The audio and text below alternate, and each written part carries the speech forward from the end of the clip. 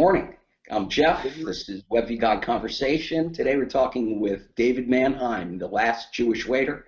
David, hi. How are you? Good, Jeff. How are you? I'm well. It's good to meet you. You too.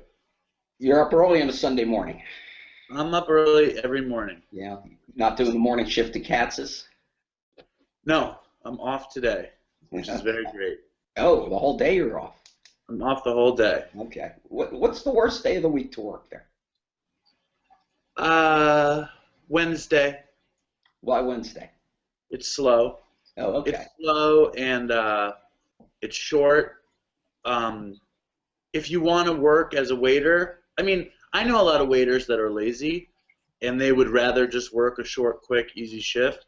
But I do it to make money, and also if I get bored. I don't like to get bored. And if Katz's is slow, Katz slow is kind of like any normal restaurant on a great day, probably. But still, you get addicted to the masses. You get addicted to hard work, and you get addicted to making money.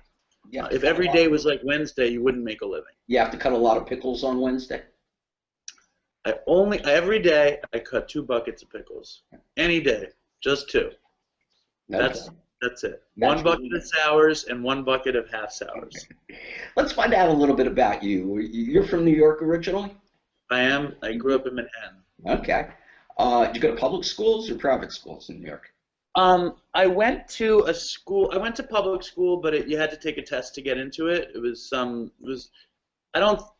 Maybe it would be considered a charter school now, but it still exists. It was just a really very selective public school, and I went there from when I was 4 until I graduated high school. So I was very insular in a school. Okay, so you're very Manhattan-centric. Yes. I grew up in Chelsea, and I went to high school on the Upper East Side. All right, that's an interesting neighborhood to grow up in as a kid in Chelsea. Totally. Great neighborhood. It changed a lot over the years. Excellent place to grow up. I think it would still be an excellent place to grow up, but when I grew up, it was a lot different. It wasn't so affluent. It was hardcore back then. People don't realize. I mean, everyone talks about how much New York changes, but I'm in my late 30s, and when I was a kid, it was a total. It was that old New York, and now it's a totally different place. So it's cool. It's interesting. What did you do after high school? Did you go to college? I did. I went to Ithaca College for a couple years, and then I transferred to SUNY Purchase, and I studied art history and photography. And photography. Do you still do photography? I do, but right now I'm kind of stuck on my phone. I take all these, there's an application for the iPhone called Hipstamatic. Yes, I know Hipster. And I like how the pictures look. But every day I'm promising myself because I wake up so early, to take my actual camera and go shoot like I used to. So one of these days I'm going to start doing some real photography again. Now, you introduce The Last Jewish Waiter saying that you always wanted to be a talk show host. It's true. Is that something as a kid that you would do in your room, pretend talk shows? No. Tell me about that. The truth of it was that I have always been a TV kid, I was stuck to the television my whole life, and if I was ever off from high school, I would sit at home in the morning, and the talk show that appealed to me the most was the Regis Philbin style talk show, and I would watch if I was sick from school. I can't believe he was so powerful to me as a kid because he's such a corny old guy.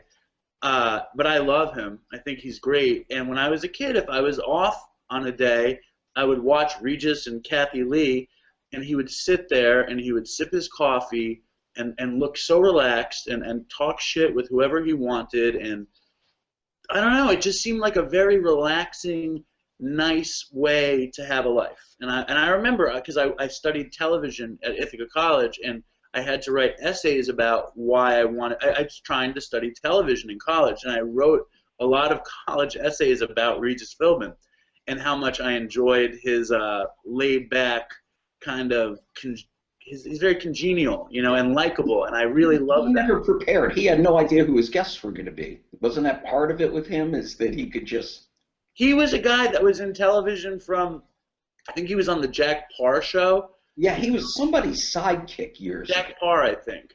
And he was like in it Lifetime, and he was so smooth, and so he had this way that was just so endearing. Like I just loved how he reminded me of my dad.